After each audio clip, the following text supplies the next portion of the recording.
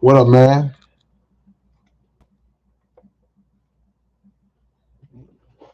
It's your big brother K-Rino. We back on we back on the midnight hour, back on the late shift. I really didn't intend to come on this late, so I understand if a lot of y'all are not on this late. But this is like the normal. This is where I'm normally comfortable. The time of night I'm normally comfortable coming on. As you may not, as you may or may not be able to notice or tell, your big brother's kind of tired. Been busy, man. Been super busy, but I always tell people that busy is a blessing. It's never a bad thing to be busy. I think I made a video about that. Don't complain about having work to do. You should complain when you have no work to do and then find work and make a way for it to be work. Do me a favor as you come in, hit that like button for your big brother as you come in. Everybody that slips in the door, hitting that like button for me is the equivalent of wiping your feet before you come in or speaking to everybody that's in the house when you come in. Just hit that like button for your big brother. We're going to talk about rebuilding the family. The family structure has to be rebuilt. And we use the word rebuild the family because the truth of the matter is that for those of us who are old enough and those of us who have experienced these things, um, that was a time where we could look at our family structures for the most part and say, man, you know what? We know what it looks like to have a family, to have family structure. And that could be something as simple as regardless of what the situation was, we all sat down at the dinner table every night to eat dinner. It doesn't mean that, man, you talking like families was perfect back then. No, that's not what I'm saying. We understand that no family is perfect. Even a strong family that's sitting on a solid foundation can't make the claim that they was perfect, but they can say that there was a level of discipline and a level of accountability and a level of structure there and expectation there and understanding by every member of the family what was important to keep the family machine rolling. And that those things came with a strong father figure in the house, a strong supportive female in the house, and they were on the same page for the most part in terms of how we're going to raise the children, how we're going to handle the children, and certain things and certain rules that we have under the household, and the discipline of the children. And that was just a structure that was in place, and things were understood by everybody in the house. And that's something that's kind of missing in today's society simply because, number one, there's been intentional efforts to break the family structure. In particular, in the Black community, we see it a lot because our families have been targeted so heavily to be broken.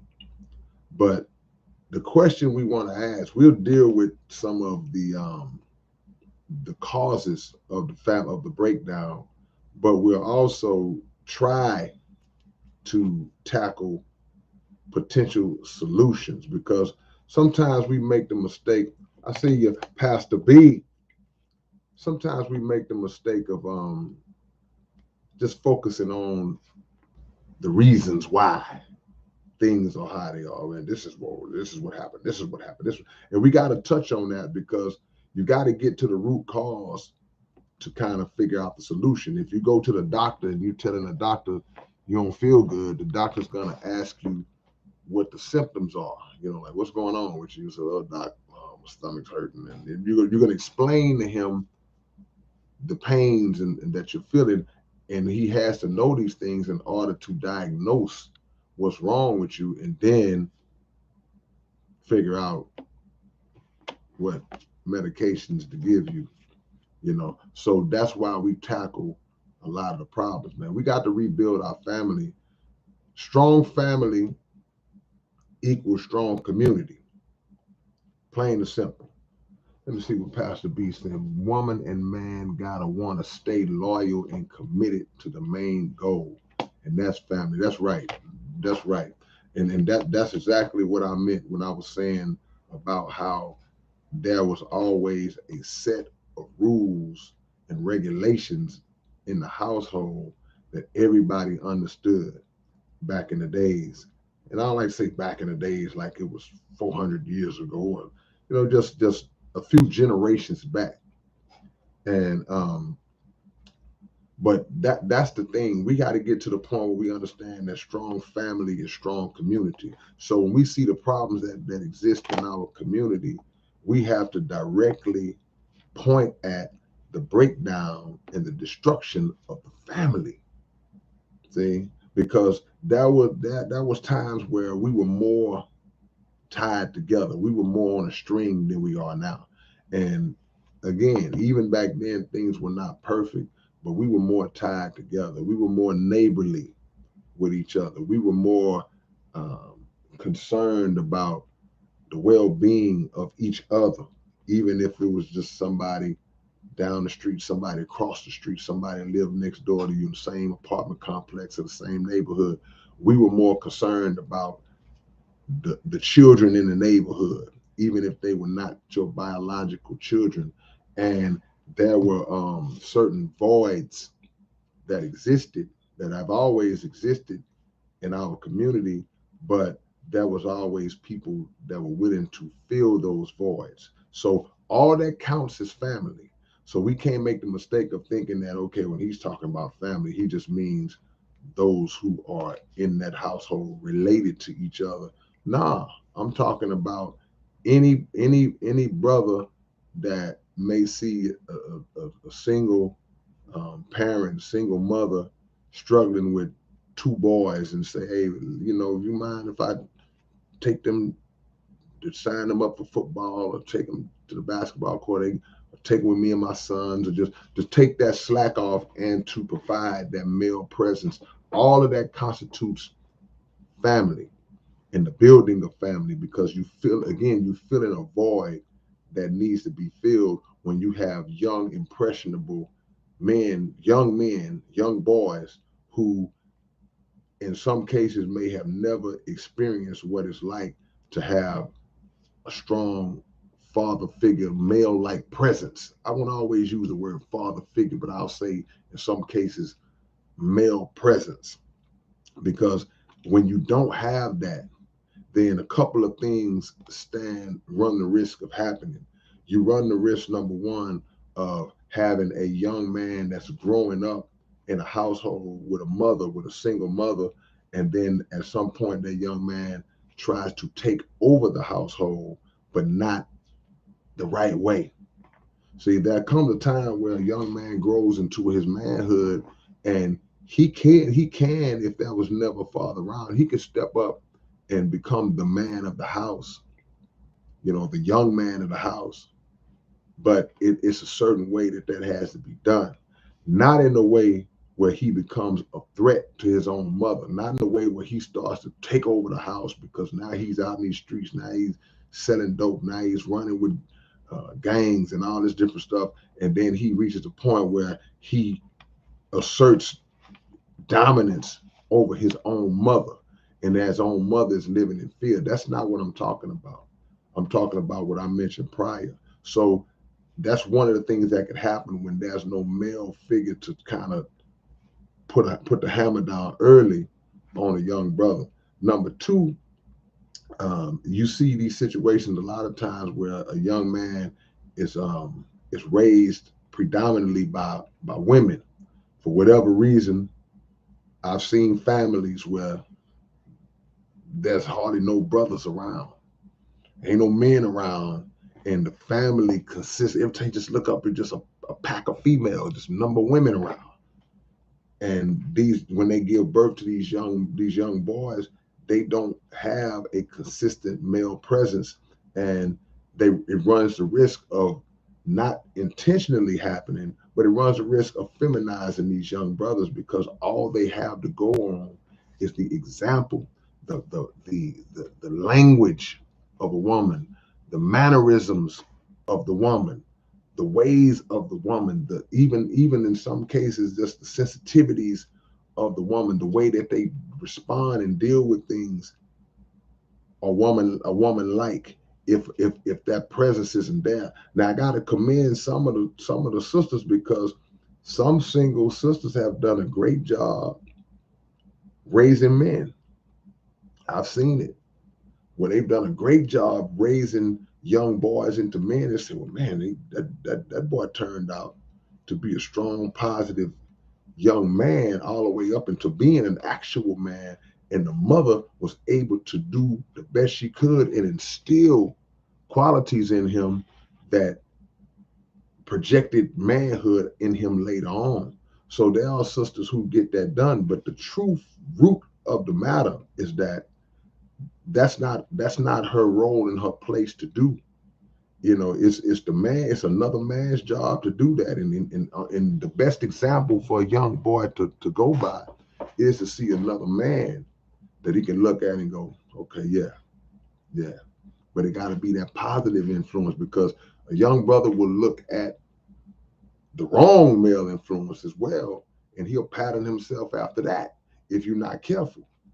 So all of these things contribute to the breakdown of the family, and which leads to the breakdown of the community ultimately. So now you see all this crime, you see all this dope selling, you see again the feminization of our young men, and the masculinization of our young women, because we can't leave out the little girls as well.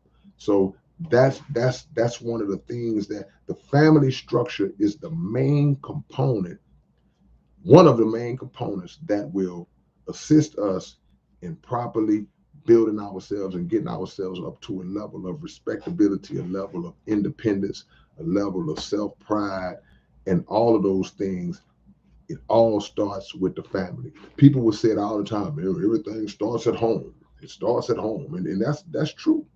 It should start at home. But the thing is, there has to be a knowledge that exists in the home in order for it to start in the home.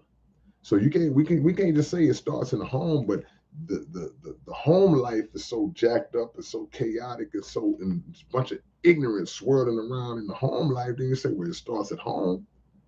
The child ain't got nothing to go on. The parent ain't had nothing to go on. That's why the cycle is continuing. So these are some of the things that are the symptoms of why the family is broken down. But also, it's a systemic thing. When you look at a lot of the black families, it's there are conditions that have been intentionally created, that have been designed to destroy our families.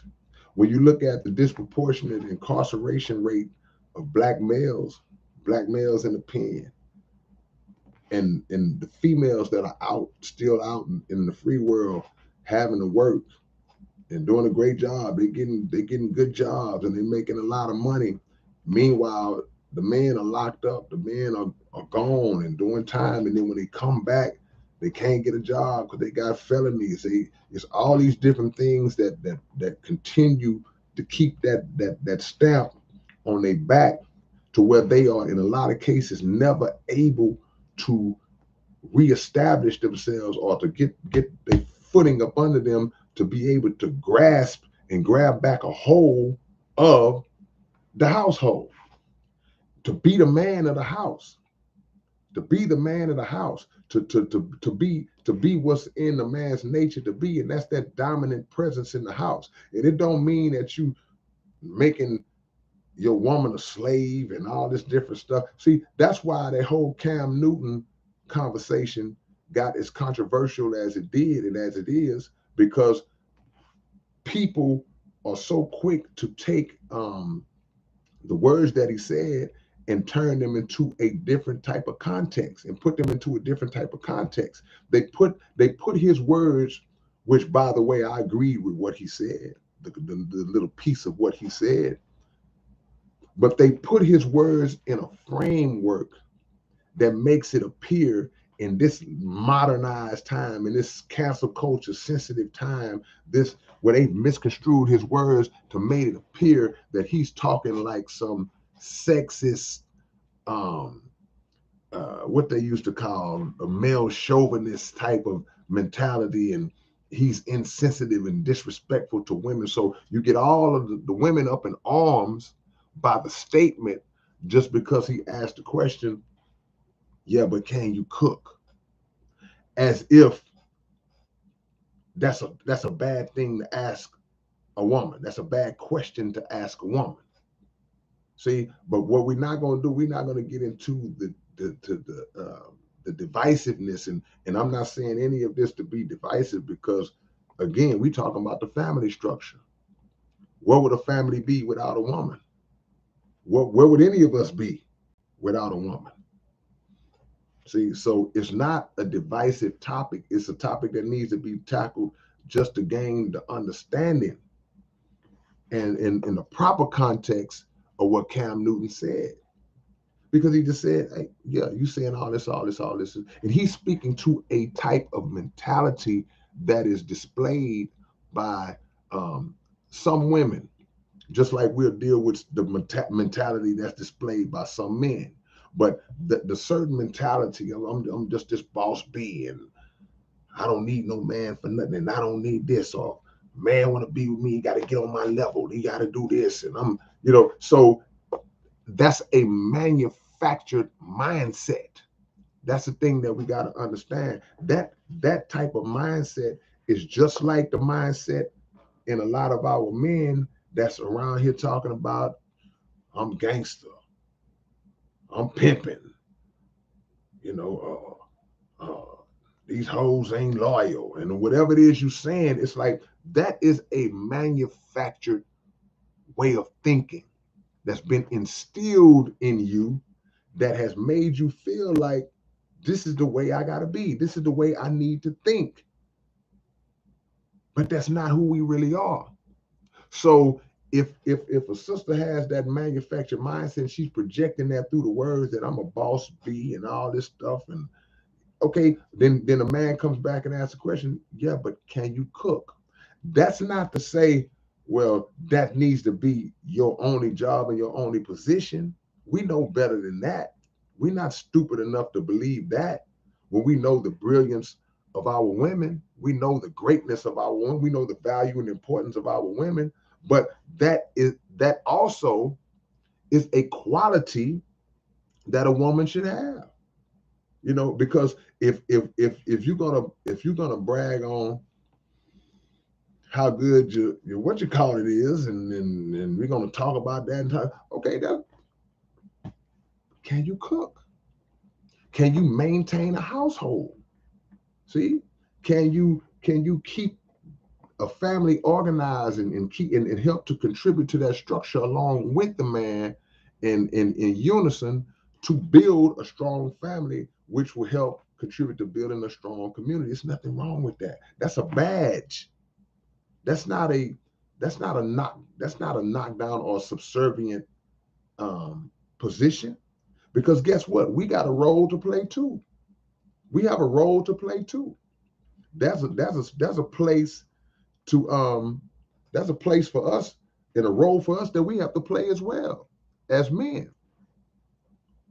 Let me go and see what y'all are talking about, because we got a few sisters in the comments, and I really want to have that balance. So I don't want to make it seem like I'm just ignoring y'all, but I'd like to give my little intro before I start, interacting.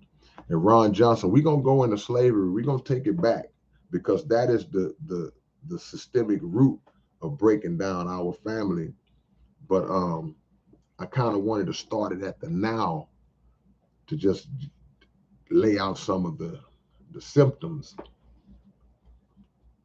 Program design. And let me give y'all some game real quick. Let me give y'all some understanding real quick. When we do topics, y'all, and most people know that come in my lives, y'all already know. When we do topics, the main rule is that we stay on topic. So any other question that y'all want to ask me that are not related to the topic, then y'all would have to wait until I do an open topic, which I do pretty frequently. So when I do open topics, that means the floor is open. Y'all can ask me whatever y'all want. But when I have a specific topic, I would ask that everybody who poses a question or even makes a comment will keep it on the subject that we're dealing with. All right. So at the end of the day, man, we're talking about rebuilding the family. And a lot of our problems are connected to that destruction of the family. Now, we talked about brothers being incarcerated and that being one of the reasons. And the man comes out, he can't find a job. A man is expected to work. So if you say, well, a woman is expected to cook if she's not working, even if she is. And people say, well, why he can't cook? Why the brother can't cook? He can. He can cook too. Why not? My dad, one of the coldest cats in the kitchen that I know. He cooks most of the time. But there are certain things, again, that a woman should know, certain skills that a woman just should have. Oh, man, what kind of thinking is that? That's some old school, archaic thinking. No, it's just a fact. It's a fact. Is that Asha? No disrespect taking Asha Shines. Just gotta lay it out real quick. Ruth Larkin says, how do we destroy the program? Well, you destroy the program. If you're talking about the program, basically the system, the way of thinking, you destroy it by removing yourself from it. You destroy it by extracting it out of your mind. See, we contribute to that thinking, to that program, simply because we lean in and then we take a liking to it.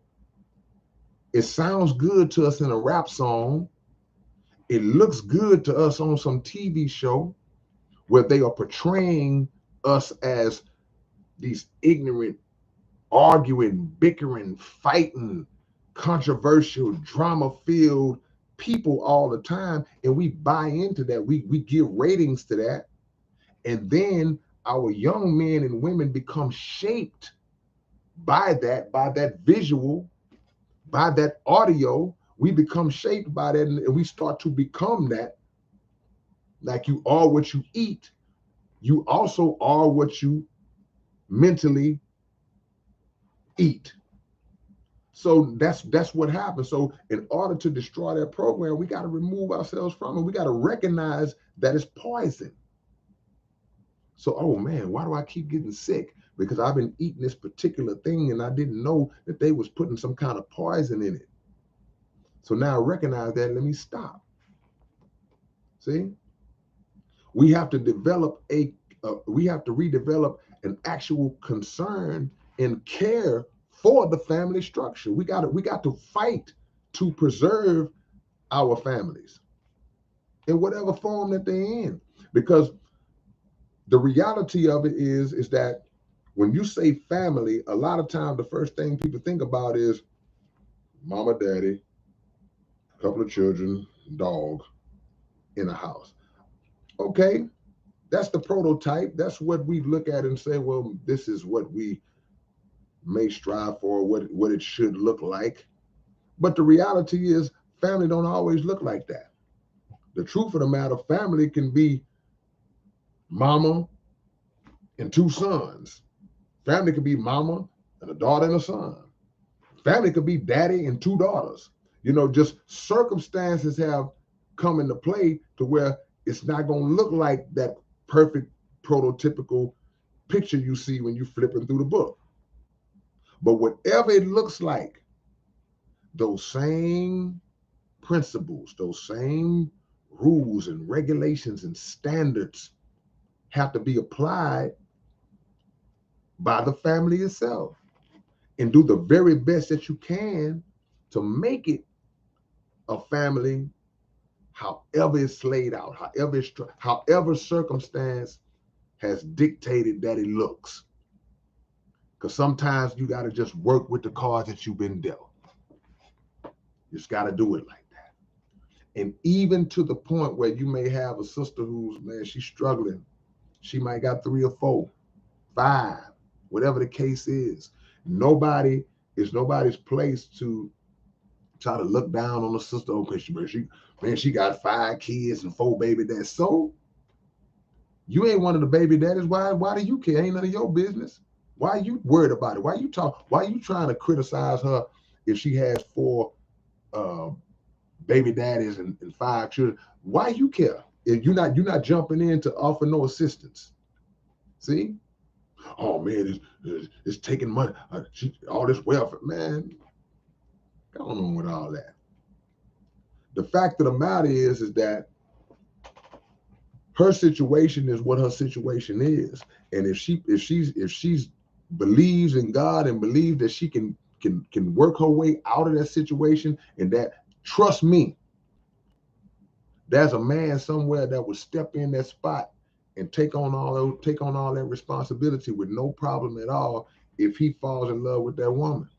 So it ain't our place to be trying to look at a woman's current situation as, oh, well, she gonna be by herself forever. You don't know, you might be by yourself forever.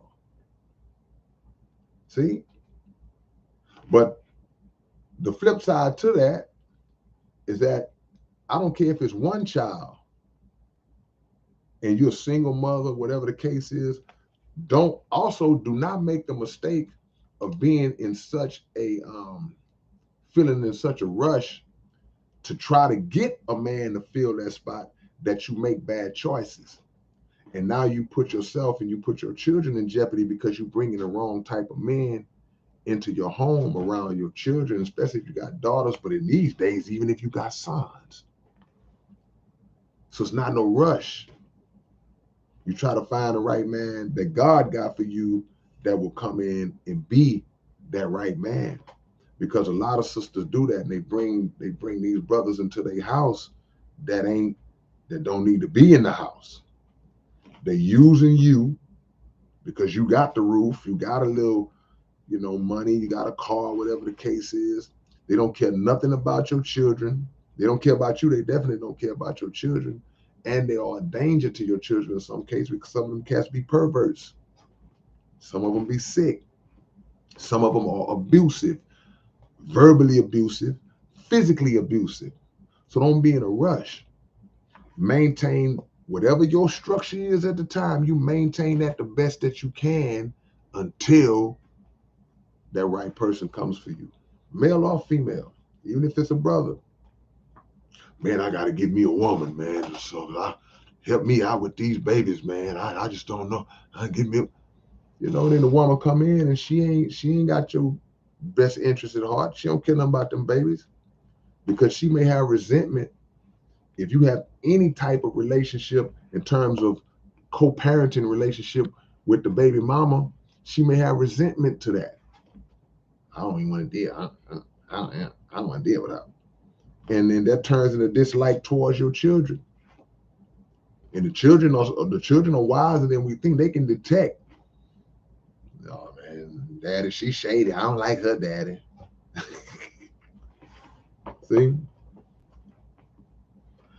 See what y'all talking about, man, because I see y'all starting to chime in and drop some jewels in the game, man. Got to go back a little ways to kind of see what y'all talking about. Please stay on subject, y'all. We are wise adult men and women. I don't think we have any 8-year-olds and 9-year-olds on this chat. I think we have grown people who make money and pay bills and all this different stuff. So it's a real simple instruction to just stay on topic. Ron Johnson says slavery destroyed the black mind because we weren't allowed to have families. So black people had to learn what a family is. And we've only had 150 years to practice what others understood since day one. And that's a good point because simply because um, we were allowed to have families according to what they let us, how far they would let us go. Because if the slave master looked at your wife and decided, I kind of like Annie Mae, I'm going to get her tonight, then that was nothing that the man could do. That was nothing that Annie Mae's husband could do. Didn't matter if he was trying to keep his family together in slavery. If a child was born and they wanted to sell that baby, it was nothing that the father could do. See? So that is like the original breakup of the family in the worst way. That's not even a breaking up of the family. That's just a just straight up exploding the family, just ripping the family apart through your sickness and horrible nature. See, it's hard for a man to be a man when somebody who is more powerful and in a position of power imposes his will on your manhood through your woman and through your children. And now to bring it to the modern time, you see it, like I say, with incarceration. You see it with the way the police talk to you. See the way these racist judges talk to brother when you standing in the courtroom. It's just no respect because they don't view you as a human being. And in some cases, your children are looking at you as a man, and even your woman looking at you as a man, like, man, you talking to daddy raw, and daddy don't decide to say, well, you know what, whatever gonna happen, but what ain't gonna happen is that my children are gonna have this stain in their mind of a loss of respect for their father because I sat there and let somebody just punk me out right in front of my children, or somebody just violate my woman right in front of me, and I just take it. Oh, baby, it ain't that bad, baby. I know, but it ain't. You'll never have respect again as a man. So they did it as slavery through those types of means, and they do it today through different types of means. So that's a good point. That's a good point.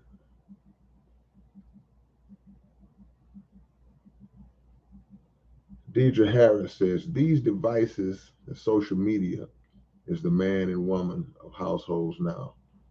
That's pretty strong. That's why they created these things to distract us and get our kids off focus. And some of the content is very divisive, you know, very divisive. And it's splitting the family up in sections. It's cutting us up because we see certain videos, we read certain memes, and a lot of the videos and the memes that we see, even some of the platforms, some of these cats that got these platforms where all they do is just degrade women, talk down on women, and talk to women in a way that tells women, well, you're less than me.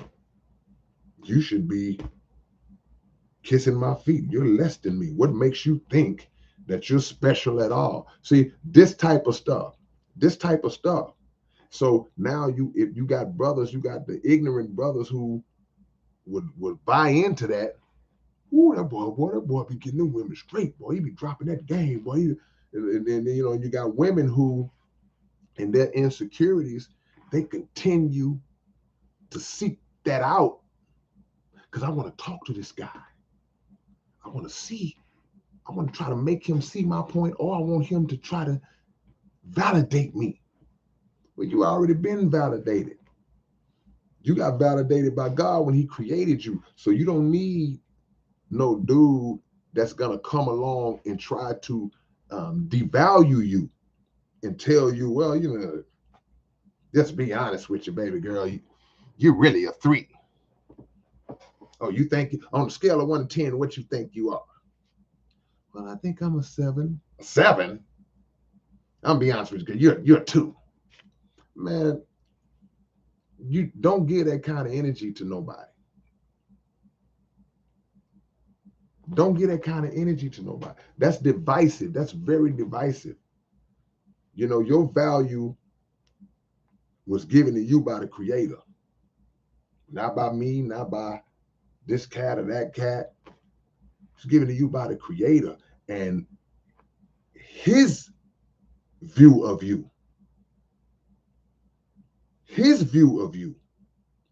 according to what the Honorable Elijah Muhammad said, is that you are the second self of God. The woman is the second self. God is the first self. God is the self, the original self. The second self of God is the woman. So if the second self of God is the woman, how can some dude come along and tell you you were 2? You don't. You're low value. You don't deserve this or that because this guy makes this amount of money. You don't deserve. Come on, man. Get that validation. You know, we got a.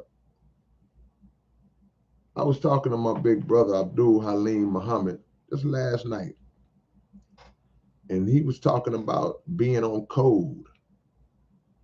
And there's so many layers to being on code, man. And one aspect of being on code is that you keep family business in the family. You keep in-house business in-house. That's another building block to rebuilding family, is that,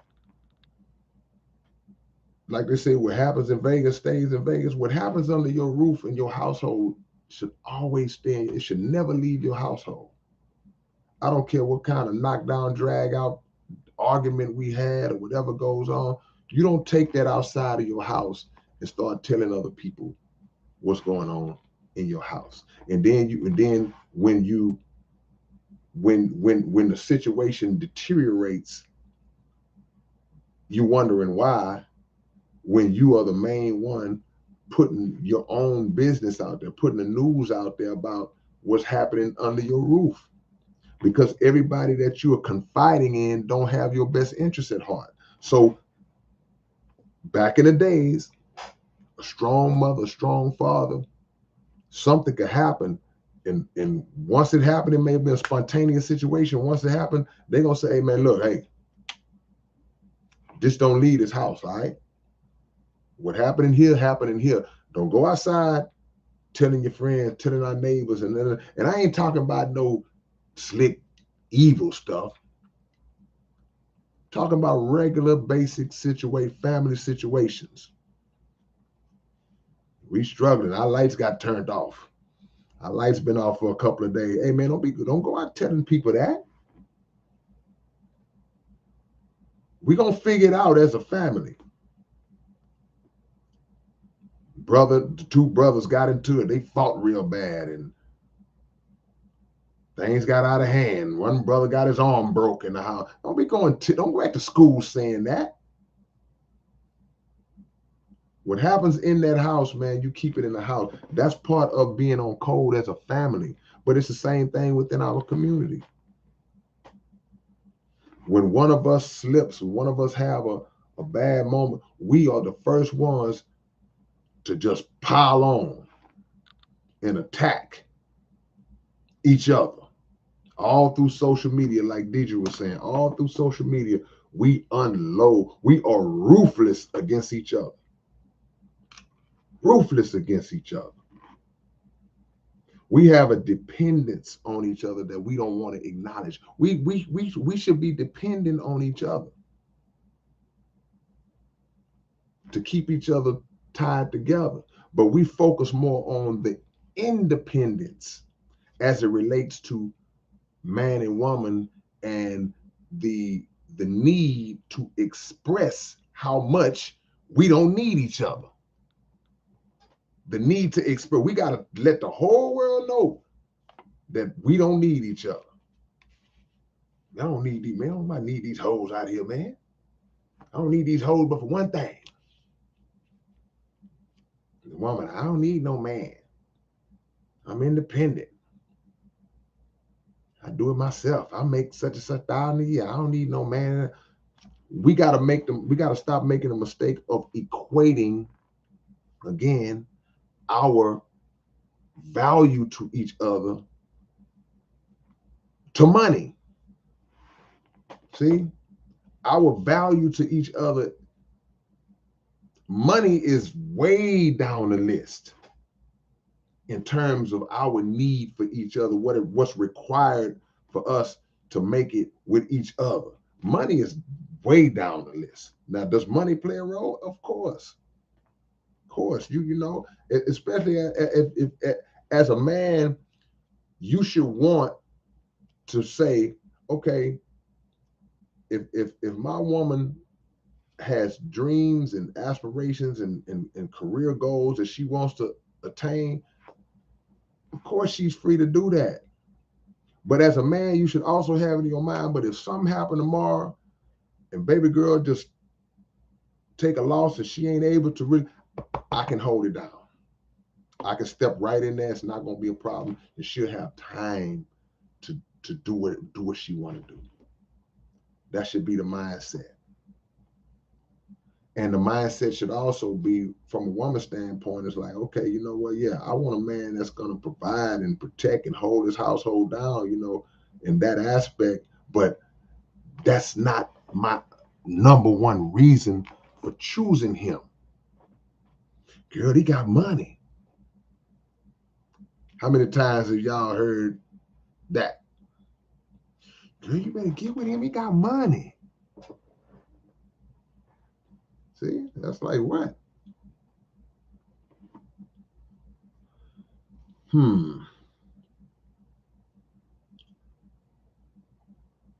Let's see what y'all talking about, man.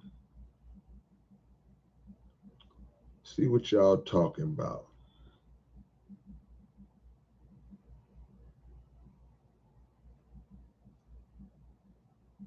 I think I'm a little behind.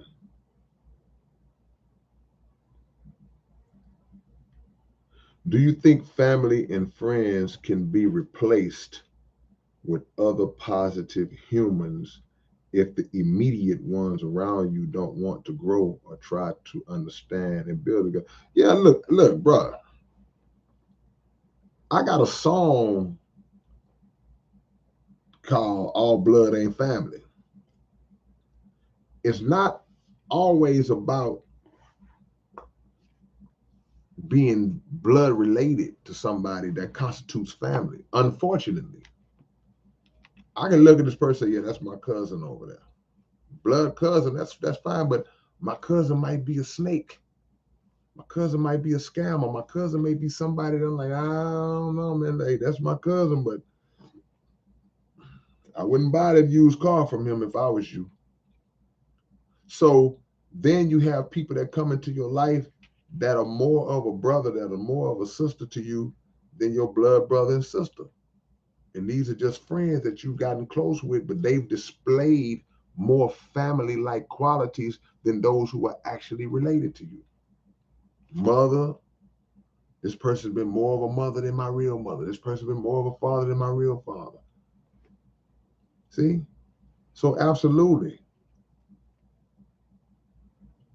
Rebuilding the family. But even in situations where your blood family may not be just how it should be, there's a place to give an effort to try to rebuild that, to reach out for that. But the truth of the matter, man, is that if you see that it's no way to rehabilitate that relationship, then it just got to dissolve. And if it's meant to ever bond itself back together, then that's for God to bring together. And if it comes together, it can, because it can. I've seen it. There's people that say, man, this ain't gonna, man, it will never be back high. And then you see it come back. And then sometimes you don't. See? Joseph says, peace blesses. You work together. House rules is what brought with the family table, stays with the, yeah, no question. Gotta have rules, man. See?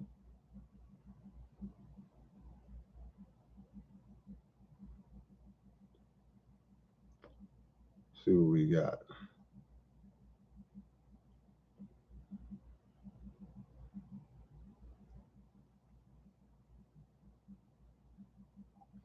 All right, I gotta start clipping some of y'all because y'all are totally off the subject.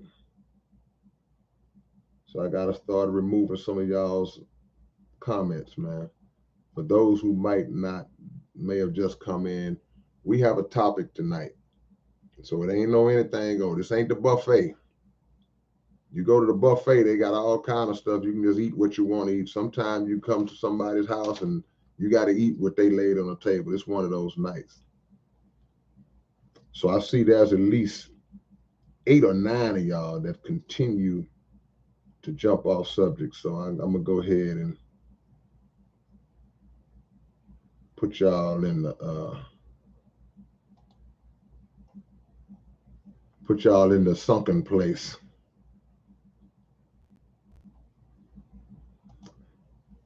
Excuse me for a minute. Shout out to all of y'all who are staying on topic. But give me a second as I remove some of the people from these hard-headed cheering. Hard-headed cheering. We're talking about building a family, man. Crow says, do you think religion is necessary to build a family? I believe that God's presence is necessary to rebuild a family.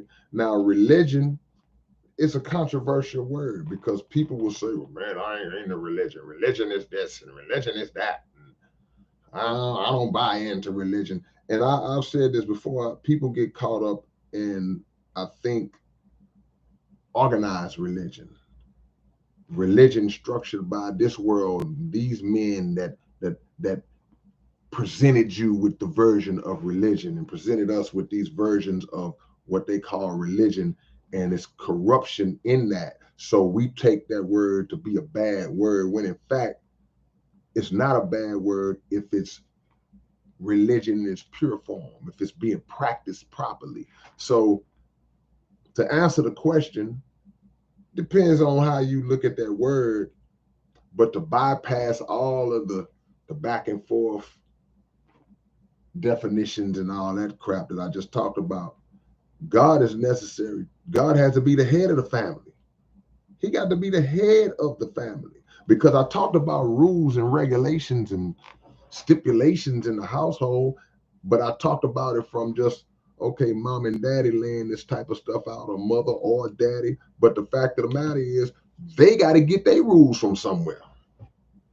And their rules have to come from a higher power. The rules that are implemented by them are rules that they need to be receiving from the God himself. So people will say, hey man, we run our household through the principles of the Bible. We run our household through the principles of the Quran. That is our structure. That's cool. Why not? Because we'll be fools to think we got all the answers. And anything we think that we got, we still got it from the Creator. Because certain things are what they call innate, naturally. We just naturally, just in our nature, we just got it. Or it was passed down from our parents, from our generations. But God is the source of that.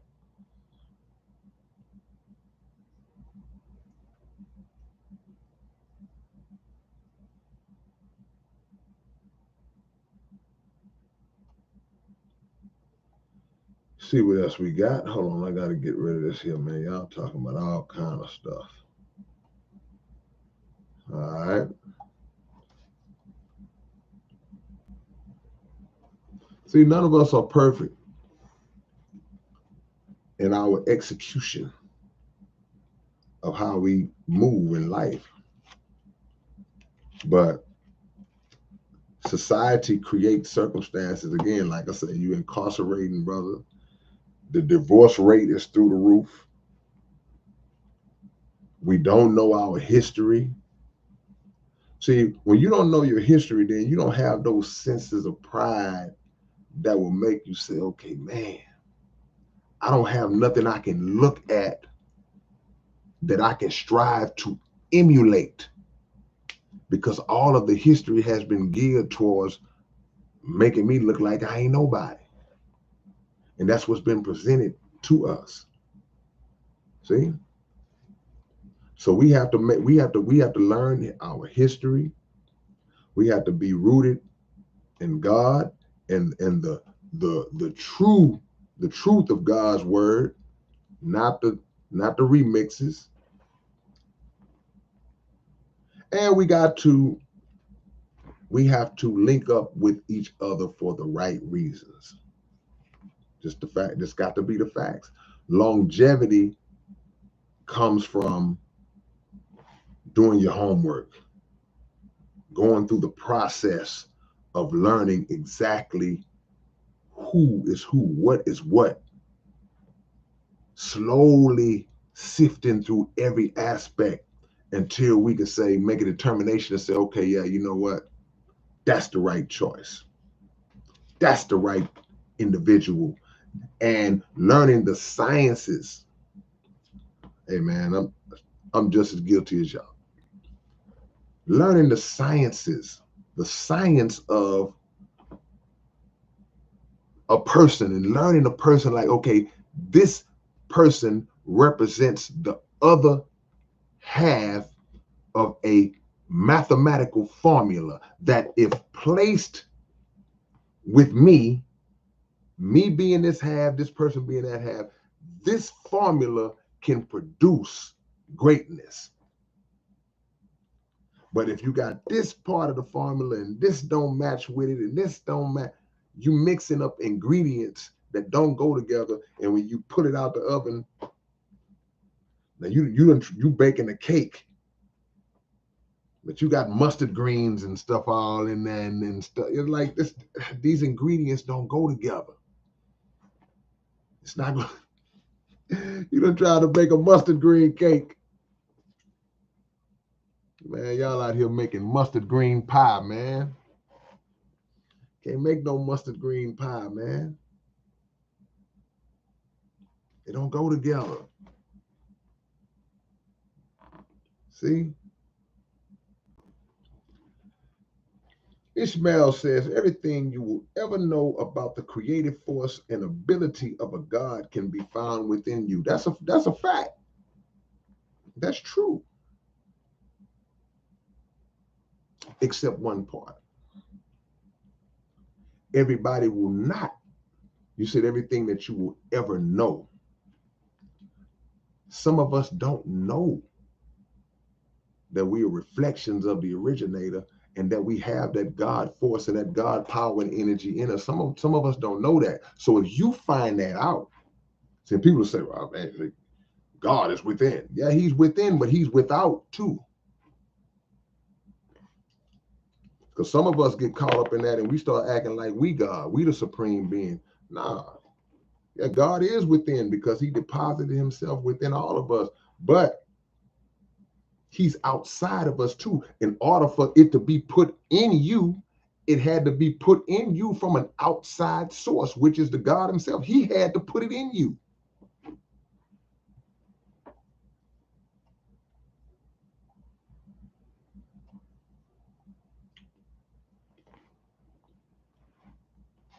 Even in a situation where people separate, start co-parenting children, I have seen situations where baby mamas and baby daddies actually get along. They have actually understood, well, you know what?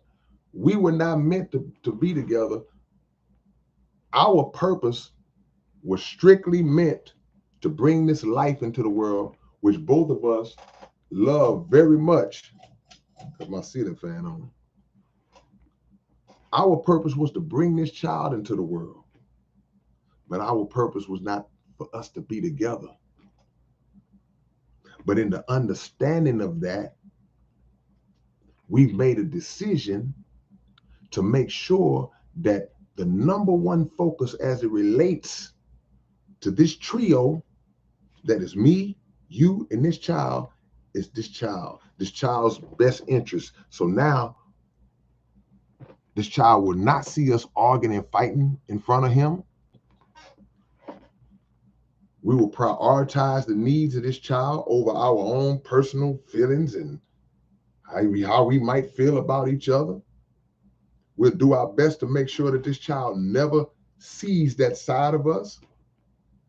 And if the day comes, or when the day comes when the child say, well, hey, mom and dad, how come y'all don't live together? How come I got to go to your house one weekend and go to your house the other weekend? Then we can maybe get to a point where we can have that conversation.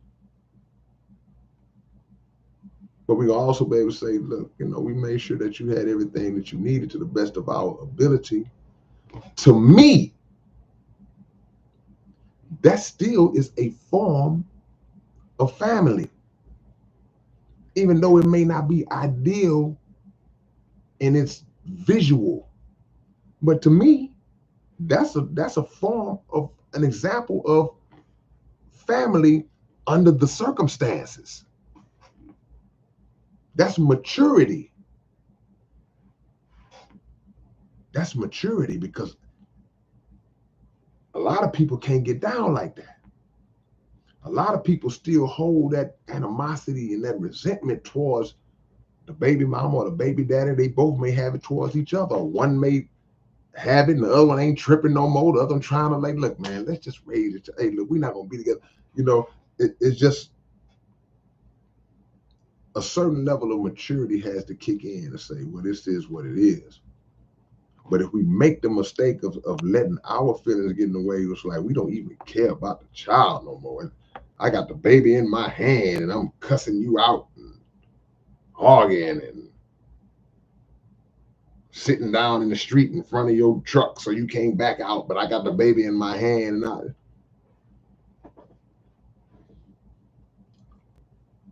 T. Taylor, I've had parents come to class higher than the kids. Hard to persuade against the parents. Yeah, because it's the cycle. If the cycle is not broken, then the children will imitate or take on the same behavior of whatever it is that's going on in the household. Golly, mama high as a kite. Man, daddy drunk. He ain't got nothing to go on.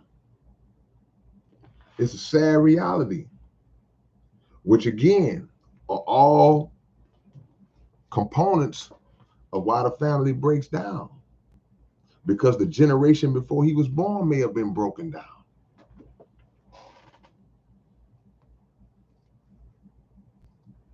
We have to get a hold of ourselves and say, hey man, I can't do this, man. And things have to become bigger than us.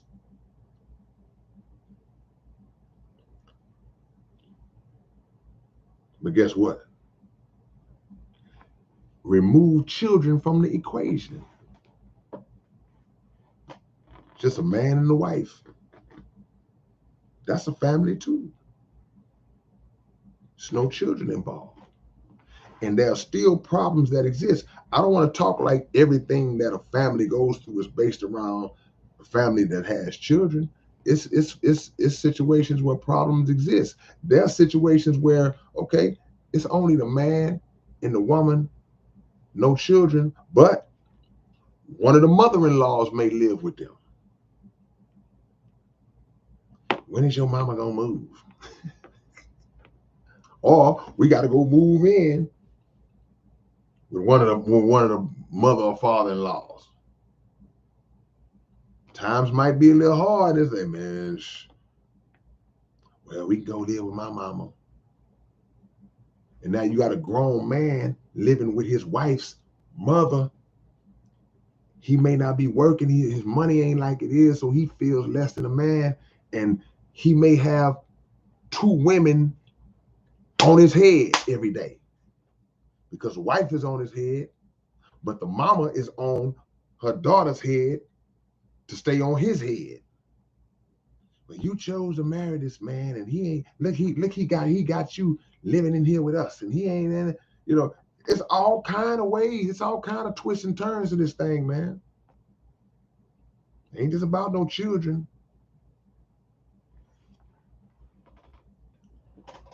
I see you, Jimmy.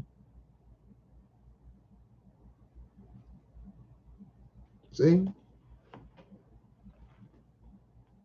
But at the root of it all, it's about the choices that we make. It's about the people that we choose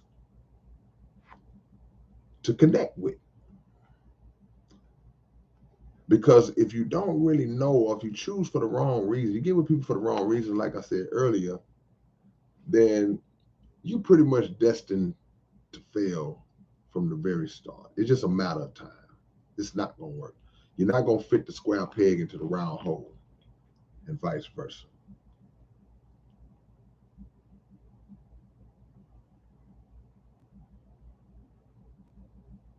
Wow. Whew. See, we are just caught up in the circumstances, the conditions of this society. So when you see these kind of dysfunctional scenarios that y'all are putting out here, these are just results and byproducts of a sick society. So the gospel says a teacher friend of his took some pills from his sixth grade student.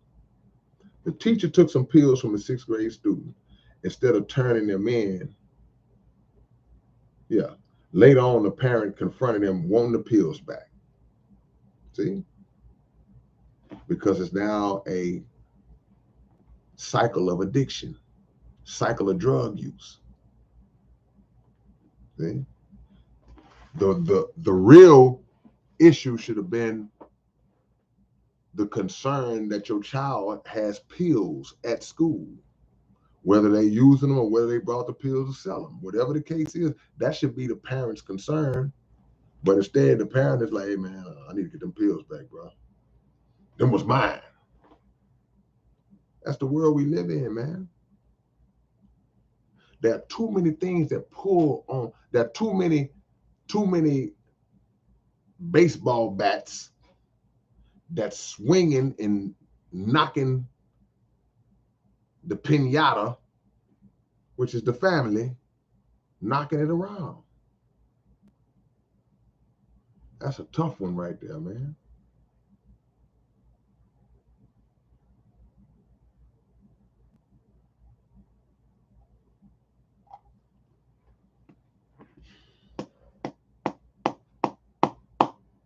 Got to build a family back up, man. That's our only chance. So many things divided the family.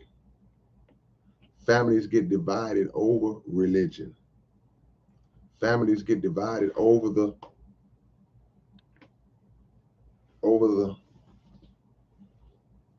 families got divided over that.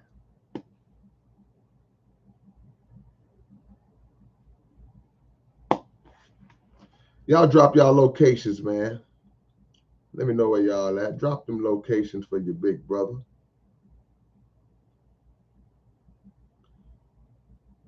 Ain't too many of us on here tonight because I'm back on my late night blast. But I appreciate y'all for being up with me. But also we got to remember to fight for the family. If you got a family that you want to maintain, you got to fight for it, man. Yeah, y'all drop y'all locations while I'm running my mouth. And not be so quick to give up in tough situations. I always think about Joe Jackson, Michael Jackson's dad. And he had 9 children in Gary, Indiana. And he had 9 children plus him and his wife, which makes 11 people living in a small 2-bedroom house. And I think he was working at some factory or something. 11 people living in a 2-bedroom house. He could have easily been like, man, I'm finna get the hell out of here, man, and just go one deep and figure it out, start over. But he kept his family together. And through all of the criticism that he received for his parenting, all of his children were successful, and none of them got arrested on drugs outside of once they kind of got to Michael,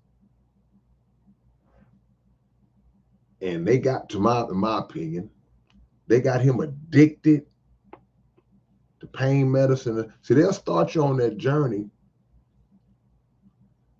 Outside of that, his children had no issues, man. He fought to keep that family together. Already, I see you, man. I appreciate you coming to the show, man, the other week. My boy was the first one there. Hope you enjoyed the show, man.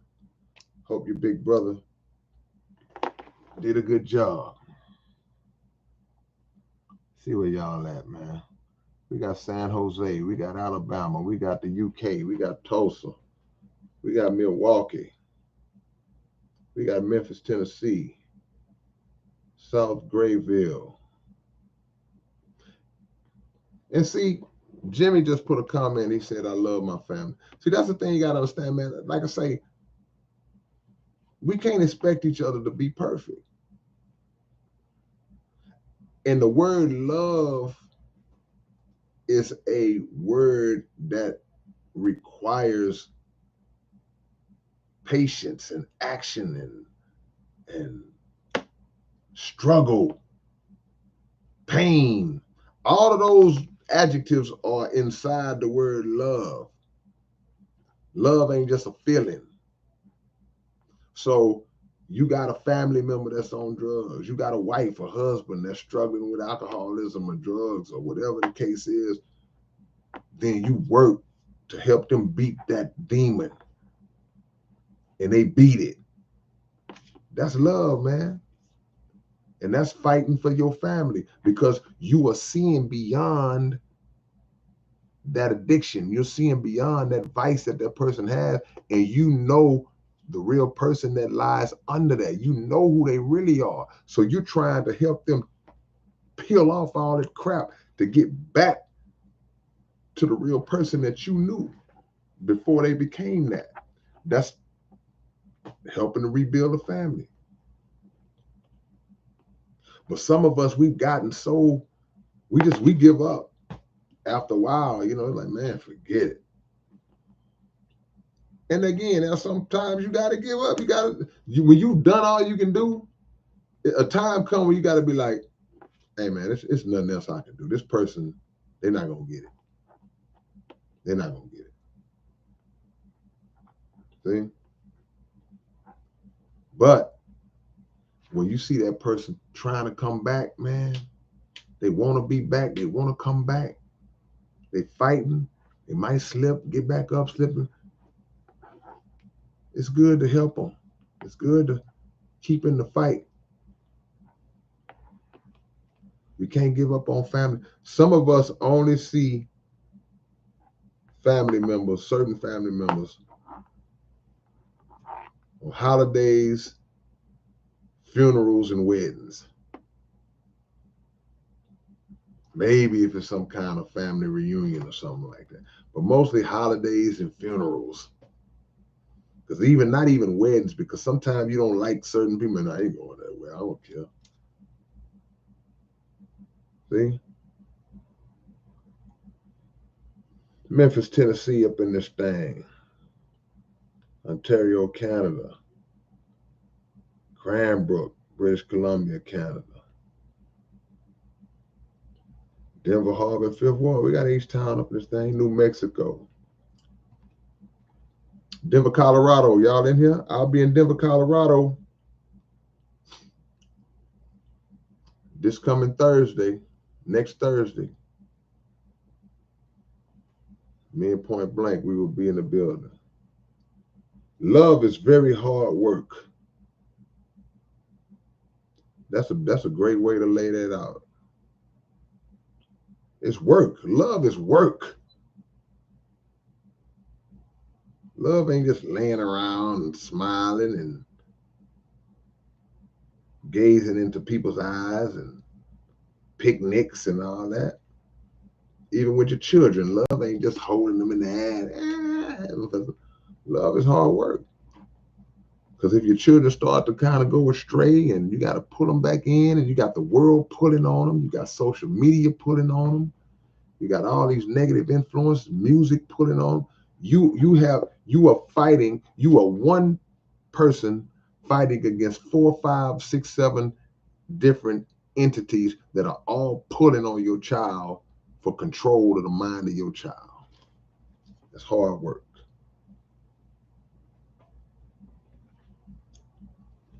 Lord of Truth said, family did me bogus.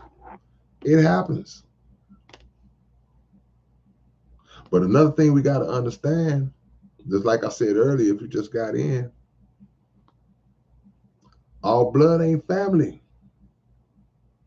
So there are people who have had hard family situations in their immediate family coming up, but as they got older, she met a man, he met a woman, they had a good relationship, and he built a new family. She built a new family away from that. Because some of our families, man, we just been through it, man. It's full of drama, it's full of controversy, and there are people who just, you got to get away from that. I love my mama. I got to get away from it. I can't be around my mama too long, man. Whew. Love my mama. Can't be around her too long. Love my daddy. Got to stay away from him. I'll just come around, I'll speak. There's people like that. And if that's how you got to do and be to keep the peace, then so be it. That's what it got to be. Compared to trying to force it. And if you know this person and you know that they ain't really got it together yet, and you know it's a time bomb ticking, then it's not wise to place yourself in that kind of environment. It's not wise to do that. It's better to just say, like my song say, I'm gonna love you from a distance. Gotta move around sometime. And again, like I say, build your own family. You gotta build a new family sometime. It's just the reality.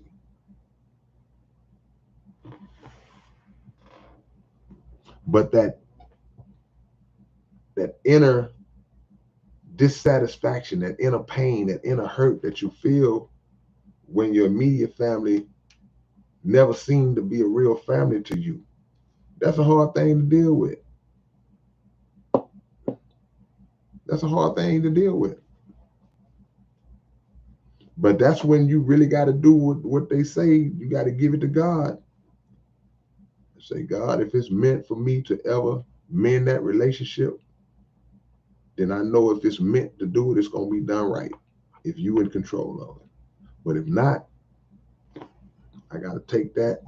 And I pray that you bless me to build a kind of family that I can be peaceful and comfortable in, and that anything that springs from that, any children that spring from that or whatever springs from that, will not have to go through what I went through with mine.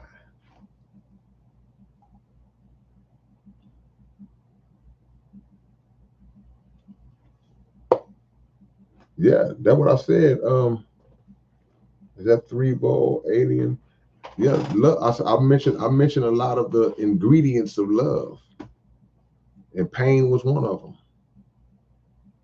Pain is an ingredient of love. If you love somebody and they are not lined up with that love you showing, then you might experience some pain.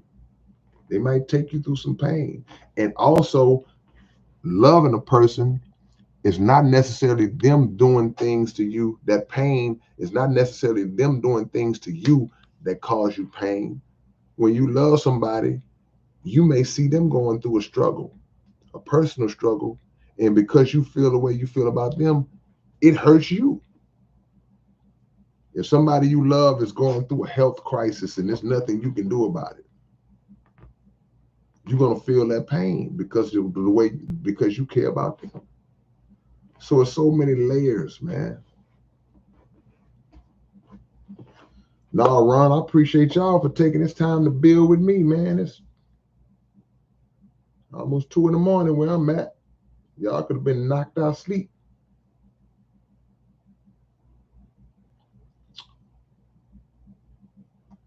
Machiavelli said it's never one-sided. DTA, I see you. Man, parents versus Roblox, social media. Yeah. The parents got a lot of stuff to fight against. And the children too. Because they fighting against, they don't know they fighting, but they just bouncing around from attraction to attraction. It's like being at the carnival. Ooh, what's over here? Ooh, what's over there? Ooh, what's over there?